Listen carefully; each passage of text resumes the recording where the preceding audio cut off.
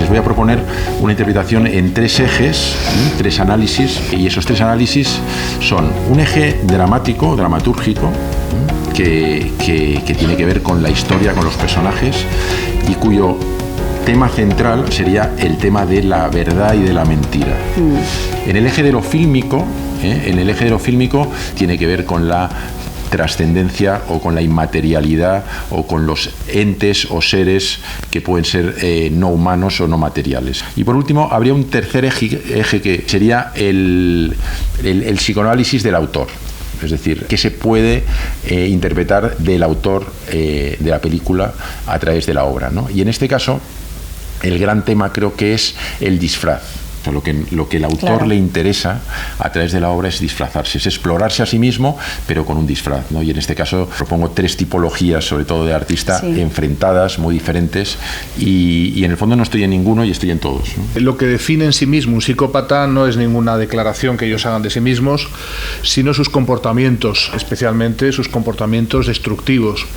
Aquí desde luego se ven en la película. Yo creo que hay que felicitar al guionista porque está muy bien logrado en lo que se refiere a la biografía de este presunto psicópata llamado Jaume, y su vida es pues como la de tantos psicópatas, centrada en el poder, en la ambición del más, pero sobre todo, si hay algo que a mí me ha llamado la atención en el guión y en la película, es descubrir en varios momentos algo que sí es nuclear, y es cómo ellos disfrutan de hacer daño, Y se ve a lo largo de la película cómo, aunque la expresividad del actor no lo revela, sí se nota cuál es la intencionalidad de muchas de esas actuaciones. Es el hacer el mal, por disfrutar, algo que es difícil de entender porque lo que sí sabemos de los psicópatas es que no son como nosotros. Y esto es lo que se ve a lo largo de la película muy bien, y hay que felicitarte por eso. Es decir, se ve cómo el mal que los psicópatas significan se propaga como por círculos concéntricos, alcanzando a todas las relaciones que tienen, que quedan tocadas, estigmatizadas y por supuesto al final destruidos. Tenemos ciertas intuiciones respecto a cómo esta extensión del mal que significa la psicopatía tiene que ver con algo que ha dicho el director, y a mí me ha gustado mucho, ¿no? Con algo que es invisible a lo largo de la película, pero que está ahí todo el tiempo, que es la dimensión trascendente de todo esto, la vieja y antigua batalla cósmica del bien contra el mal, ¿verdad?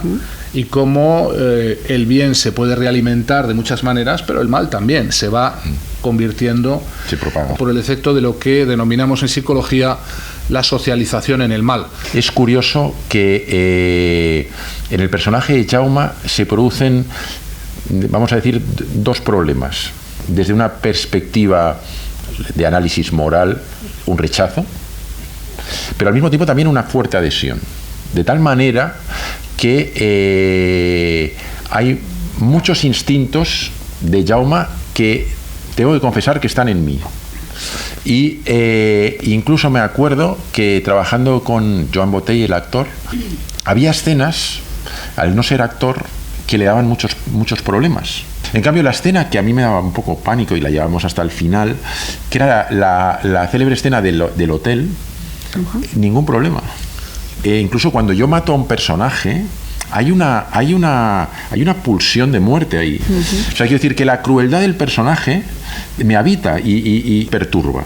Quizá lo más inquietante ha sido ir descubriendo cómo ciertos procesos de socialización en el mal, vuelvo a decir, esto es importante, produce que un individuo que previamente no lo es, transgrede algún tipo de Rubicón, algún tipo de raya. Yo llamo eso el paso al lado oscuro, ¿verdad? Y ese paso al lado oscuro parece, y esto es lo inquietante, que no tiene retorno. El tema de la máscara más increíble que los psicópatas integrados tienen es su capacidad general de encanto, De ahí que el peligro que tienen es que estas actuaciones que hemos visto magistralmente aquí, pues se practican en el secreto, en el silencio, en la ignorancia, excepto de las que van a convertirse en sus víctimas. Y la pregunta importante es, bueno, ¿y todas estas actuaciones terribles, perversas, destructivas, puede ser que no estén dándose cuenta de lo que hacen? Tienen plena conciencia de lo que hacen, pero les da igual, no sienten ansiedad, no sienten miedo y no sufren. Hay una cosa que también es bastante curiosa. No sé si yo me imagino que les está pasando a ustedes cuando hablo aquí, porque está hablando de algo que nos fascina. Y claro, a mí también me fascina, por eso hago películas sobre esto, ¿no? O sea, si descubriéramos una persona con 2 cabezas por la calle nos fascinaría. Claro. ¿no? O con 3 piernas, y eso es verdad. Esa parte fascina porque no es una especie humana normal, es una...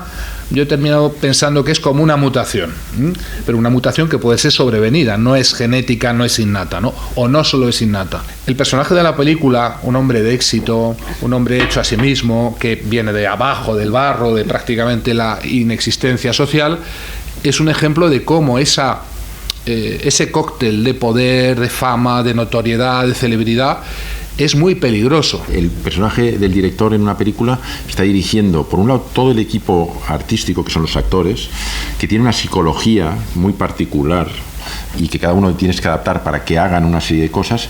Y luego también estás dirigiendo al equipo, que el equipo es como una organización de trabajo que funciona pues como de una determinada manera. Por ejemplo, a mí en Petra me pasó un día, hay una desconcentración en el grupo, ¿no?